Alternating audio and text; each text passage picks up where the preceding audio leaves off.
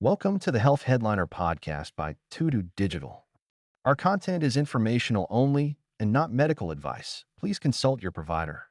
Now, let's dive into today's headlines. Imagine waking up in a cold sweat, heart absolutely pounding, the shadow of a truly terrifying nightmare still clinging to you. That feeling, that fear, it's just so visceral. It really is. But what if that unsettling experience wasn't just, a bad dream that messed with your night? What if it was a signal from your own body, maybe a sign that something much deeper is going on? It's a fascinating and maybe even a bit alarming thought, isn't it? For so long, I think we've mostly dismissed nightmares as just, products of our subconscious, maybe a fleeting nuisance. Like something to shake off. Exactly. But this deep dive, we're going to explore some truly groundbreaking new findings. They suggest frequent nightmares might not just disrupt your sleep. They could actually literally shorten your life. And that's precisely what we're going to unpack today. Our mission here is to dive into a really compelling new study. It links these chronic nightmares to something far more serious than just feeling groggy the next day. We're pulling insights from a recent health news article published July 1st, 2025. And that article itself leans heavily on a scientific abstract that was presented at a recent European Academy of Neurology Congress. So solid sources building on each other. Exactly. It's an in-depth look at the very real, maybe very physical consequences of those terrifying visions that can haunt our sleep. Okay, so let's unpack this a bit more. Imagine being told that having bad dreams every single week could put you at nearly 3 times higher risk of dying before age 75. What's your gut reaction to that? Oh, it's startling, isn't it? Yeah, because that's the conclusion we're diving into. Yeah. It sounds almost unbelievable at first blush, but the data behind it seems, pretty compelling. It truly is. The core purpose of this study was really to rigorously investigate whether frequent nightmares actually increase the risk of premature mortality, so dying early, and maybe accelerate biological aging in the general population. And this builds upon earlier research that already hinted at links between, persistent nightmares and serious neurodegenerative diseases like dementia and Parkinson's disease. Ah, right. I remember reading about that connection. Yeah, so they wanted to see if that connection held true more broadly beyond those specific diseases. That's a huge question to tackle. Yeah. So how did they even begin to establish this link? I mean, what kind of data did they actually use? Well, it was quite comprehensive. The researchers combined data from 4 large long-term studies, all based here in the United States. They pulled from well-known cohorts like the Midlife in the United States study. Oh, geez, yeah. The Midas Refresher, the Wisconsin Sleep Cohort, and the Osteoporotic Fractures in Men study. So quite a mix. Wow, okay. That sounds like a lot of data points. It gave them a really robust and, importantly, quite diverse data set to analyze. And who were the participants in this research? How many people are we talking about, and how long were they followed? They looked at over 4,000 people in total, and these participants spanned a wide age range, from 26 all the way up to 74 years old. That's broad. Yeah, that broad demographic helps strengthen the applicability of their findings. It makes it less likely to be just a quirk of one specific age group. Okay, and the methodology. How did they track the nightmares and the outcomes? It was fairly straightforward, but I think quite powerful. At the start of the study, participants simply self-reported how often nightmares disrupted their sleep. Just a basic question. Okay. Then the researchers meticulously tracked these individuals for 18 years. 18 years, that's a long time. It is a good long follow-up.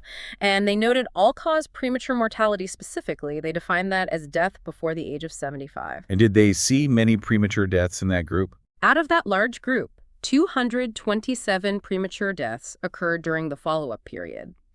To analyze the relationship between how often people reported nightmares and their risk of premature death, they used a robust statistical method called Cox regression. It's good for this kind of survival analysis over time. Okay, so after all that meticulous tracking, 18 years of data, Wow. what did they actually find? What's the bottom line here? The key finding was pretty clear. They found a linear association. Basically, the higher the frequency of nightmares someone reported, the greater their risk of premature death. A linear relationship, Yeah. meaning more nightmares, more risk. Exactly. And to put a specific number on it, which often helps, adults who reported having weekly nightmares had a 3-fold risk of premature mortality compared to those who said they rarely had them. Wait, hang on. 3-fold. 3 times the risk. Yes. 3 times. That's astonishing. I think most of us, myself included sometimes, would just dismiss a bad dream as, like you said, a nuisance. Maybe it ruins your morning. But this puts it in a completely different category of health concern. It really does. Did they compare that risk level to anything else? Just to give us a sense of scale? They did, and this is what makes it even more striking. This elevated risk, this threefold increase, was found to be about the same level of risk as heavy smoking. Get out. The same risk as heavy smoking. Approximately, yes. That was the comparison drawn from the analysis. That's incredible. It completely reframes how we should think about something as seemingly, I don't know, internal as a bad dream. It does, and maybe the most important part is that these findings held true even after the researchers accounted for or controlled for common risk factors we already know affect mortality. Like what specifically? Things like age, biological sex, existing mental health conditions, whether they smoked already, and even their weight or body mass index. So even when you strip away those other factors.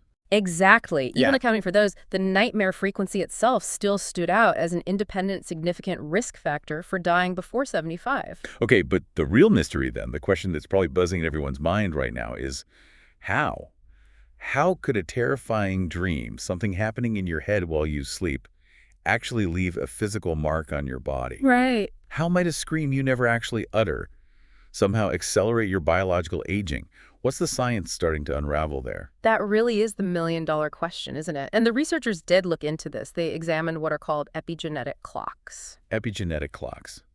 Can you break that down a bit? Sure. Think of them as chemical marks on your deoxyribonucleic acid, your DNA. They act almost like biological mileage counters. They give us an indication of your body's true biological age. Which might be different from your actual birthday age. Precisely. It's like a wear and tear tracker for your cells, measuring how much life, biologically speaking, your body has really lived through. Okay, got it. So they measured this biological age. They did. The study used 3 different, well-established epigenetic clocks.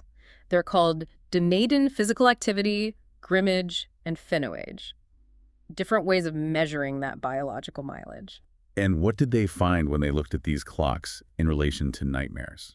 What they found was really compelling. People who were haunted by frequent nightmares were indeed biologically older, according to these clocks, than their birth certificate suggested. Wow. And importantly, this accelerated aging effect was consistent across all 3 different clocks they used. It wasn't just a fluke of one particular measure. Was this a subtle difference, or was it quite significant? It appeared quite significant, and what's even more telling, I think, is that this accelerated biological aging accounted for roughly 39% of the link they observed between nightmares and early death. Nearly 40%. Yeah, almost 40%, which strongly suggests that whatever is driving the bad dreams is also somehow pushing the body's cells towards aging faster. It's not just the idea of the nightmare, it seems to be the physical toll it takes. So it's literally etched into our biology. That's a powerful thought. Let's delve into what we might call the silent scream mechanism then. What's actually happening inside our bodies when we're caught in one of these intense dreams? Okay, yeah, the mechanism. So nightmares typically occur during rapid eye movement sleep. That's the REM stage. Right, the dreaming stage. Exactly. It's a phase when your brain is highly active, often generating these vivid, sometimes bizarre dreams. But critically, your major muscles are typically paralyzed. It's called rematonia. Probably stops us acting out our dreams. Good thing too sometimes. Right. But the issue with nightmares is the emotional intensity. The sudden surge of adrenaline and cortisol, those classic fight-or-flight chemicals during a really bad nightmare, can be just as intense physiologically as a major stress event you experience while you're awake. So your body is reacting as if it's in real danger, even though you're asleep. That seems to be the case. And think about it.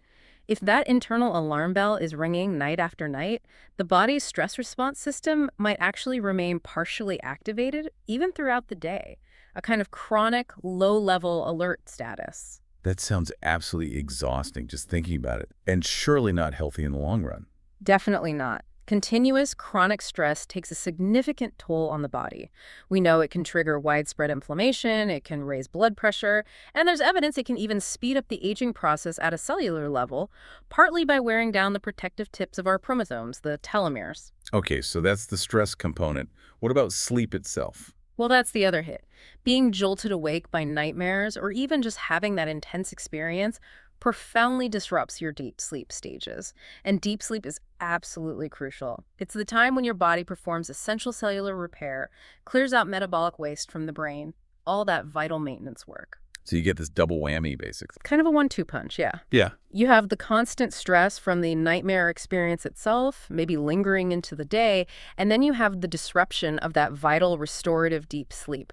And it seems that together, these two effects, the constant stress and the poor quality sleep, are likely the main reasons the body appears to age faster in people with frequent nightmares. So, okay, bringing this all together, what does this mean for us, for the listeners, beyond just having a restless night now and then? This profound link between nightmares and longevity, it really seems to move them from just a spooky inconvenience to something potentially much more significant for public health. Absolutely. That's a huge shift in perspective, isn't it? From something we might just grumble about over coffee in the morning to a genuinely actionable public health issue. One of the first things to consider is just how common nightmares are. They're surprisingly prevalent. How common are we talking? Well, the estimates suggest roughly 5% of adults report having at least one nightmare each week. 1 in 20 people? Weekly? Yes. And another 12.5% experience them monthly. So combined, that's a pretty significant chunk of the population dealing with this regularly. And I think we've all had those mornings, right, where you just feel completely drained after a nightmare. Now we're starting to understand there might be a real biological reason for that deep exhaustion. And it connects to other, maybe more serious health concerns too, doesn't it? Yeah. It's not just this accelerated aging idea, but potentially red flags for other conditions down the line. Precisely. There's growing evidence suggesting that the brain areas involved in dreaming and emotional regulation during sleep are often the same ones affected early on by certain brain diseases, Such as dementia and Parkinson's disease. So the idea is that frequent, intense nightmares might actually serve as a very early warning sign of underlying neurological trouble. This aligns with those earlier studies that linked nightmares to these conditions, sometimes years before any noticeable daytime symptoms appeared. wow. It's almost like our subconscious is trying to send us a very urgent, maybe unsettling telegram about our physical health. That's one way to think about it, yeah. An early, albeit frightening, signal. That's fascinating. But perhaps the most compelling implication here, especially if we're talking public health, is the next point.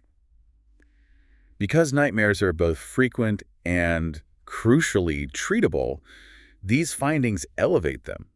They go from being just a spooky nuisance to a significant target for intervention. Exactly. That's the hopeful part of this story. That is powerful. If they're treatable, what are some of the ways people can actually address persistent, troubling nightmares? Well, there are established effective treatments available right now. One key approach is cognitive behavioral therapy for insomnia, or CBTI. It helps address the underlying sleep issues and patterns that can often contribute to nightmares. Okay. Another fascinating one is called imagery rehearsal therapy, or IRT. How does that work? With IRT, sufferers actively rewrite the ending of a recurrent nightmare while they're awake. They mentally rehearse this new, less frightening version. The idea is to essentially retrain the brain to navigate that dream narrative differently if it starts to recur during sleep. Retraining your dreams, essentially. In a way, yes. And then, of course, there are the simple foundational steps for good sleep hygiene that can also help things like keeping your bedroom cool, dark, quiet, and importantly, screen-free before bed, creating a restful environment. Right. The basics matter too. They really do. All of these methods, from the therapies to the hygiene, have been shown to curb nightmare frequency. And what's really promising from a public health perspective is that these therapies, especially things like IRT, are relatively inexpensive, they're non-invasive, and they're already quite widely available. So the tools are there. The tools are largely there, which makes the potential impact even greater. Okay, this all sounds incredibly significant, but we always need to look at the full picture. This raises an important question. What are the limitations of this particular study? What strengths and weaknesses do we need to consider before drawing really firm conclusions? That's a vital point, always critical with new research. One limitation we touched on is that the study relied on people's self-reports of their dreams. Right, remembering dreams can be tricky.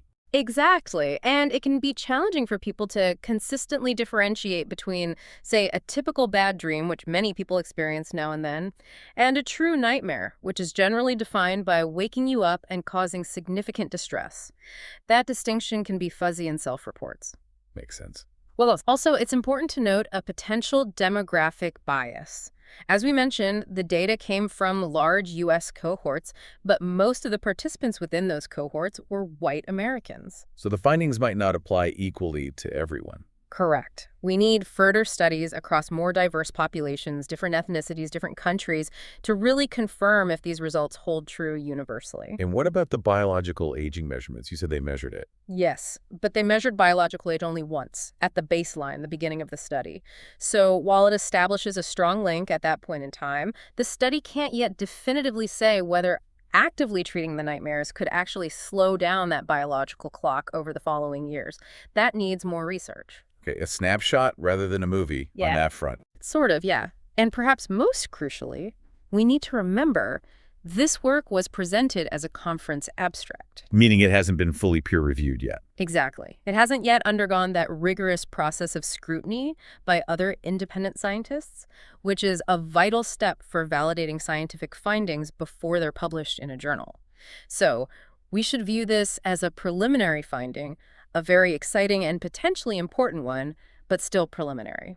Okay, so those are important caveats to keep in mind. But it doesn't mean we should just dismiss these findings entirely, right? Yeah. What are the study's strengths? Why should we still pay close attention to these results? Absolutely. Despite those limitations, the study has some very important strengths that give it credibility. First, the researchers used data pooled from multiple large groups of participants. Not just one small group. Right.